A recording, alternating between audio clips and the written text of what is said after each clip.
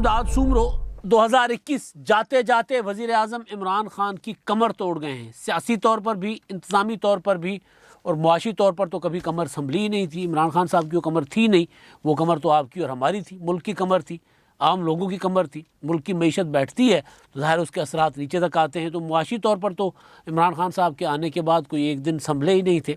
इमरान खान साहब जब आए थे शुरू में तो बड़े तगड़े थे, मजबूत थे, लेकिन आहिस्ता आहिस्ता कमज़ोर होते गए और 2021 जो है वो इमरान खान साहब के कमज़ोर कमर पर, इमरान खान साहब की कमज़ोर कमर पर एक भारी पत्थर के तौर पर गिरा। और वो जा रहा है, आज उसका आखिरी दिन है 2021 का। लेकिन आने वाला जो साल है वो इमरान खान साहब के लिए कई नए चैलेंजेस सामने ला रहा है। अगर इमरान खान साहब की हुकूमत रहती है तो वो चैलेंजेस जो हैं उनको सामना करना पड़ेगा। ज़ाहिर है मुआशी चैलेंज तो है ही, मिनी बजट का चैलेंज तो है ही, लेकिन कुछ और चैलेंजेस भी हैं, सियासी चैलेंजेस हैं और कुछ कानूनी चैलेंजेस, कानूनी मामलात भी दरपेश हैं। 2021 में इमरान खान साहब अकेले ही नहीं, यानी हुकूमत ही नहीं, अपोजिशन के मामलात भी ज़रा डामाडोल ही रहे। अपोजिशन संभल नहीं पाई। बड़ी ताकतवर, जिस तरह इमरान खान साहब इक़्तिदार में आए थे ना तो ताकतवर थे और आहिस्ता आहिस्ता कमज़ोर होते गए। तो अपोजिशन ने भी जो इत्तेहाद बनाया था आगाज़ में ताकतवर था, लेकिन 2021 में दाखिल होते ही वो इत्तेहाद, PDM की मैं बात कर रहा हूँ, वो कमज़ोर होता गया। तो अब बात आज इसी इशू पर, इसी मौजू पर कि 2021 जो है वो इमरान खान साहब के लिए कैसा रहा और जो अपोजिशन के लिए कैसा रहा, और अपोजिशन की मजमूई जो कामयाबियाँ और नाकामियाँ, उनका अगर मुआवजा करें तो कामयाबियाँ तो बहुत हैं लेकिन तादाद में ज़्यादा हैं, नाकामियाँ बड़ी हैं, बड़ी नाकामियाँ। यानी बड़ी कामयाबी के बाद अपोजिशन एक ऐसी नाकामी की तरफ चली गई जिसका कोई तसव्वुर नहीं किया जा सकता था। और इमरान खान साहब बहुत कामयाब जा रहे थे और अचानक वो एक ऐसा मसला कर बैठे जिससे इमरान खान साहब अपनी सारी की सारी सपोर्ट, जिसको सर पे हाथ रखना कहते हैं ना, वो गंवा बैठे। आपको पता ही है, याद ही है कि 2021 के आखिरी 3 माह जो हैं, अक्टूबर, नवंबर, दिसंबर, आज दिसंबर का आखिरी दिन है, लेकिन अक्टूबर के आगाज़ पे ये मामला हुआ था जब इमरान खान साहब जो हैं वो क्या होता है, वो उस कंफर्ट जोन से निकल गए थे। जब इमरान खान साहब को जो सहूलियात दस्तयाब थी वो बंद होना शुरू हो गई थी। वैसे तो पहले से इमरान खान साहब को शक था, लेकिन उसके बाद जब मामला उस शक की बुनियाद पे ज़ाहिर है आगे कुछ था या नहीं था, इस्टेब्लिशमेंट के अंदर इमरान खान साहब के अगेंस्ट कोई चीज़ पक रही थी, नहीं पक रही थी, कोई खिचड़ी बन रही थी, नहीं बन रही थी, वो अलग मामला। लेकिन खान साहब को ये शक था कि कहीं ना कहीं कुछ ना कुछ हो रहा है। इसी वजह से फिर वो सहाफ़ियों की जो इन कैमरा ब्रीफिंग्स में इशारे देते रहे, सिग्नल करते रहे, फिर तकरीरों में कहते रहे कि जनाब वो हज़रत उमर रज़ी अल्लाह ताला अन्हु ने दौरान जंग अपने सिपह सालार, जो इस्लामी तारीख़ के सबसे बड़े सिपह सालार थे, खालिद बिन वलीद, उनको हटा दिया था। तो ऐसी मिसालें तब दे रहे थे जब इमरान खान साहब को गुमान हो गया था, शक हो गया था कि कहीं ना कहीं कुछ ना कुछ हो रहा है। और उसके बाद फिर ज़ाहिर है मामला चला गया वज़ीर आज़म इमरान खान साहब, जिसको मैं कह रहा हूँ ना कि 2021 कमर तोड़ गया इमरान खान साहब की पॉलिटिकली। तो फिर 6 अक्टूबर के बाद DGISI की तकर्री का जो तनाज़ा था, उस तनाज़े में हालात बिगड़ गए इमरान खान साहब के। वो 20 नवंबर को फिर उन्होंने कर लिया जो करना था 20 नवंबर की तारीख के साथ, लेकिन जो इमरान खान साहब उससे पहले उनको डैमेज हो चुका था वो अब उसका खमियाजा भुगत रहे हैं, भुगतेंगे। अब खैर नए जो DGISI आए हैं वो तो टोटली गैर सियासी हैं, बल्कि ख़बरें ये हैं, अंसार अब्बासी साहब की ख़बर है कि उन्होंने अपने इदारे में वो जो कवानीन, जो ज़ाब्ते, जो रूल्स होते हैं किसी इंटेलिजेंस इदारे के, वो अप्लाई करवा दिए हुए हैं कि जी कोई तस्वीर किसी की शायर नहीं होगी, किसी की कोई मेल मुलाकात नहीं होगी। अगर मैं मुलाकात करता भी हूँ वज़ीर आज़म से या जो शख्सियात जहाँ पर ज़ाहिर है वो उमूर जो होते हैं उनके अपने मैंडेट के अंदर आती हैं चीज़ें, तो उसके मुतालिक अगर मेरी कोई मुलाकातें होती भी हैं तो मेरी तस्वीर शायर नहीं करनी, बल्कि क्योंकि वो उसके ख़िलाफ़ इंटेलिजेंस के जो बुनियाद है, इंटेलिजेंस का जो की जो वजह है उसके बिल्कुल अगेंस्ट जाता है कि इंटेलिजेंस होती ही खुफिया है। तो अगर खुफिया जो इदारा हो और उसके सरबराह उनकी तस्वीरें चलती रहें मीडिया पर, तो ये इस पर उन्होंने, अंसार अब्बासी साहब का दावा है कि उस वजह से उन्होंने मुलाकातें तो की वज़ीर आज़म वगैरह से, लेकिन तस्वीरें अपनी शाया करने से मना कर दिया और सबको मना कर दिया कि कोई ऐसी चीज़ नहीं होनी चाहिए जो पहले होती भी रही थी या नहीं होती रही थी, लेकिन आगे से नहीं होनी। तो इमरान खान साहब को ज़ाहिर है उसका नुकसान, जो कंफर्ट जोन इमरान खान साहब के पास थी वो नहीं रही, और फिर उसको जोड़ा गया खैबर पख्तूनख्वा के इंतखाबात के साथ।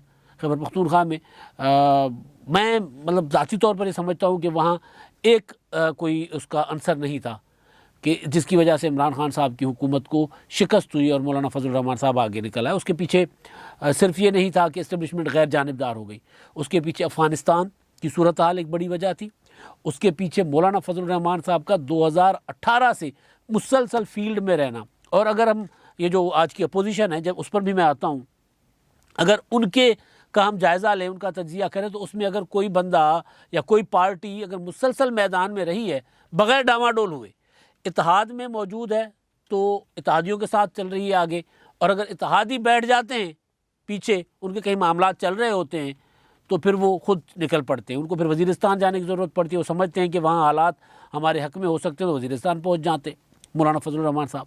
तो वो मुसलसल मैदान में थे, तो जिसकी वजह से ज़ाहिर है एक पार्टी मुसलसल मैदान में हो, उनका कारकुन, उनका वोटर मुतहरिक रहता है, तो उसका असर तो आना था, और वो आया बल्दियाती इंतखाबात में KPK के। और हालांकि मौलाना फजल रहमान साहब वो बल्दियाती इंतखाबात नहीं लड़ना चाहते थे। तो बहरहाल तो वो इमरान खान साहब को KPK में जो डज़ जिसको कहते हैं ना, वो लगा, वो इसी वजह से लगा कि वहाँ पर एक तो इमरान खान साहब के लिए वो 20 नवंबर से पहले वाली सहूलियात दस्तयाब नहीं थी, और दूसरा मौलाना फजल रहमान साहब की तगड़ी मेहनत थी। तो ये तो मौलाना फजल रहमान साहब वाला मामला था।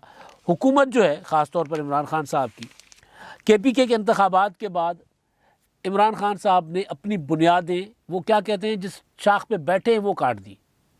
PTI की तंजीमें तोड़ दी। तंजीमें तोड़ने के बाद फिर पार्टी का मंशूर तोड़ दिया, मंशूर ख़त्म कर दिया। आइन मंशूर नहीं, आइन मंशूर तो इलेक्शन के लिए होता है ना। पार्टी का आइन, जिस तरह मुल्क का आइन होता है, पार्टी का आइन होता है, उसमें कि जी चेयरमैन क्या होगा, कितने अरसे के लिए होगा, इलेक्शन कैसे होंगे, कितने अहदेदार होंगे, पार्टी का स्ट्रक्चर कैसे होगा, पार्टी अपनी फ़ैसले किस तरह करेगी, कितनी बड़ी अपना जिस तरह CEC होती है, फेडरल काउंसिल होती है, तो इनकी PTI का जो सेंट्रल एग्जीक्यूटिव कमेटी है PTI की, मेरा ख्याल है, तो कितने अरकान पर मुश्तमिल होगी, मतलब एक पूरा ढांचा होता है, और वोट किस तरह, मतलब इलेक्शन कैसे होगा, सारा कुछ एक पार्टी का जो आइन होता है, दस्तूर होता है। तो वो दस्तूर इमरान खान साहब ने 2019 वाला तोड़ के अब 2015 वाला बहाल कर दिया। तो वो मतलब मुसलसल इमरान खान साहब जो हैं वो उखाड़ पिछाड़ कर रहे हैं। तो जिस शाख पर बैठे हैं वो शाख को काट चुके। अब उसका ज़ाहिर है उनको आगे जाकर पंजाब में जो नए चैलेंजेस हैं उसमें इमरान खान साहब को प्रॉब्लम होगी। और वो जो नए चैलेंजेस आ रहे हैं इमरान खान साहब को, उसमें सबसे बड़ा चैलेंज है फॉरेन फंडिंग केस का। अब 4 दिनों के बाद, यानी आज 31 है, तो बीच में 3 दिन, और चौथे दिन 4 जनवरी को सुबह 10 बजे इलेक्शन कमीशन में उसकी समाअत होनी है। स्क्रूटनी कमेटी ने वो कर दिया हुआ है, उसका रिपोर्ट जमा करा दी इलेक्शन कमीशन में। अब उसमें समाअत होगी, और समाअत में अब देखते हैं कि वहाँ पर PTI अपना केस जीत पाती है, नहीं जीत पाती, उनका क्या हाल होता है। तो एक चैलेंज ये है। दूसरा चैलेंज है नए साल का बल्दियाती इंतखाबात, मज़ीद बल्दियाती इंतखाबात, KPK के भी और पंजाब के भी। अब पंजाब में हुकूमत ने कहा कि जी मई में करवाए जाएँ। KPK के मार्च में इंतखाबात जो अगला मरहला होगा वहाँ पर होंगे। और मार्च में अगर इंतखाबात होते हैं और वहाँ पर क्योंकि अभी जो अज़ला बचते हैं पीछे, वहाँ पर PTI का उतना ज़ोर नहीं था जितना इन अज़ला में था जहाँ पर शिकस्त खाई है PTI ने। तो कह रहे हैं सियाणे कि वहाँ पर PTI का ज़्यादा बुरा असर होना है। मुमकिन है इमरान खान साहब जो नई हिकमत अमली बना रहे हैं, कह रहे हैं कि मैं ख़ुद टिकटें तकसीम करूँगा, मेयर्स के और तहसील काउंसिल्स के चेयरमैन जो होंगे और नीचे काउंसलर तक के मैं फ़ैसले ख़ुद करूँगा। पहले उन्होंने कहा था खुद करूँगा, फिर उन्होंने कह दिया था उनको महमूद खान साहब को कि जी आप करें। तो खैर, तो वो मामला अब इमरान खान साहब को वहाँ पे भी बड़ा चैलेंज है खैबर पख्तूनख्वा में। उसके बाद पंजाब का चैलेंज आना है। सिंध और बलूचिस्तान में तो इमरान खान साहब का फोकस भी नहीं है, ना उस तरह उन्होंने करना है। अगर वहाँ बल्दियाती इंतखाबात हो भी गए तो कराची में कुछ सीटों पर PTI को ज़ोर ज़ोर लगा लेगी। और तीसरा चैलेंज जो है वो है नवाज शरीफ साहब की आमद की बात। मुसलसल बातें हो रही हैं, बल्कि मैं सुन रहा था राना सनाउल्लाह साहब कहते हैं मियाँ साहब का आना भी मसला नहीं है और मियाँ साहब की नाअहली ख़त्म करना भी मसला नहीं है। 30 दिनों में यूँ हो जाएगी नाअहली ख़त्म, यूँ 30 दिनों में। यानी ये भी इमरान खान साहब कोशिश करेंगे ना कि नवाज शरीफ साहब की जगह पर बैठे हैं ना, इमरान खान साहब ने उनको रिप्लेस किया है, तो इमरान खान साहब के लिए ये बड़ा चैलेंज होगा कि किसी तरह अव्वल तो नवाज शरीफ साहब वापस ना आएँ तो फिर सियासत में उस तरह मुतहरिक ना हो, तो ये भी बड़ा चैलेंज होगा इमरान खान साहब के लिए।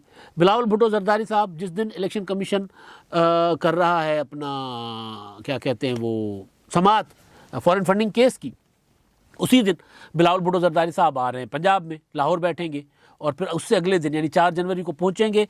5 जनवरी को भुट्टो शहीद की सालगिरह है और सालगिरह का फंक्शन होगा और तकरीब होगी और उस तकरीब के बाद मीटिंग्स होंगी और मीटिंग्स के बाद तहरीक का चल पड़ेगी जो उन्होंने ऐलान किया था गड़ी खुदा बख्श में।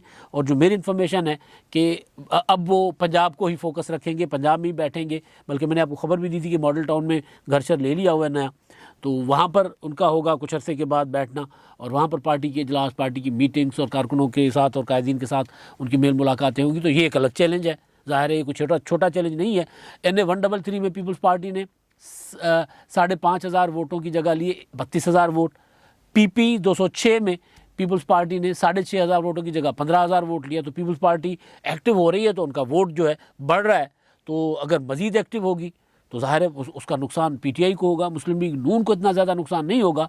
हाँ, ये ज़रूर है कि अगर मुस्लिम लीग नून ये सोच रही है कि इमरान खान के जाने से जो खला पैदा होगा वो मुस्लिम लीग नून पुर कर लेगी, तो सारा का सारा शायद मुस्लिम लीग नून की तरफ ना जाए, तो पीपल्स पार्टी बीच में से कोई हिस्सा ले ले अगर मेहनत करती है तो ये लेकिन बड़ा चैलेंज इमरान खान साहब के लिए होगा।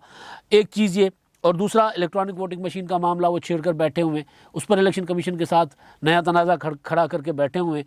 तो वो मामला इलेक्शन कमीशन को इन्होंने कहा था इस्लामाबाद के लिए कि इस्लामाबाद के जो बल्दियाती इंतखाबात होंगे उसके लिए फौरी तौर पर EVMs खरीदे, तो उस पर इलेक्शन कमीशन ने इनकार किया हुआ है कि जी अभी तो नहीं होगा, उसके प्रोसीजर लंबा है। तो उस पर इन्होंने काफ़ी सारे वो तोहमत इल्ज़ाम लगाए हुए थे शिबली फराज साहब ने इलेक्शन कमीशन पर, जिसका कुछ दिन पहले इलेक्शन कमीशन ने एक बड़ी सी प्रेस रिलीज के ज़रिए जवाब भी दिया था। तो ये सारी सूरत हाल। अब अपोजिशन पर मुख्तसर, अपोजिशन बड़ी कामयाब जा रही थी 2019 में 20 में अपोजिशन का जो इत्तेहाद बना था PDM अक्टूबर में बना था, सितंबर में बना था, हाँ सितंबर में बना था, अक्टूबर में तहरीक शुरू हुई थी, बहुत अच्छा जा रहा था और हुकूमत हिल के रह गई थी। मार्च में जो इंतखाबात हुए थे जलसे वलसे भरपूर, और मार्च में सेनेट के इंतखाबात में इमरान खान साहब की हुकूमत की जड़ें खोखली कर दी थी। सेनेट में यूसुफ रज़ा गिलानी साहब जीत गए, PTI के अरकान बार। उस जीत के बाद मरीम नवाज़ साहबा ने कहा था कि जी मुस्लिम लीग नून का टिकट बिका है, पैसे पे वोट नहीं खरीदे, नून लीग का टिकट बिका है।